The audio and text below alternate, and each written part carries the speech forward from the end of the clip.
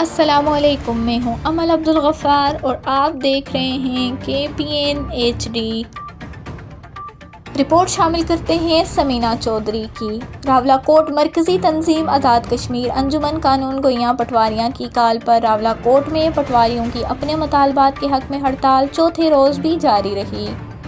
عوام کو مشکلات کا سامنا۔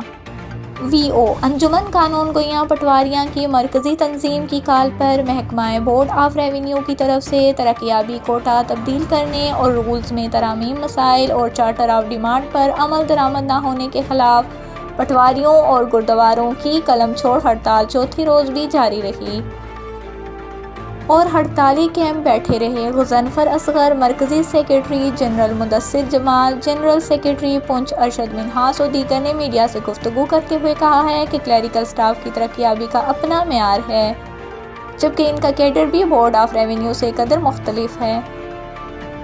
ان کو پٹواریان اور گردواران کی ترقیاتی کے ساتھ جوڑنا سراسر زیادتی ہے۔ پٹواری گردواران بغیر ترقی و کنفرمیشن ریٹائر کر دیے گئے، جبکہ دوسری طرف بورڈ آف ریونیو ایکٹ کے خلاف رولز بنانے کے درپے ہے۔ ہم ایسے مظالم کسی صورت برداشت نہیں کریں گے۔ جب تک چارٹر آف ڈیمانڈ پر عمل درآمد نہیں کیا جاتا، کام چھوڑ ہڑتال جاری رہے گی۔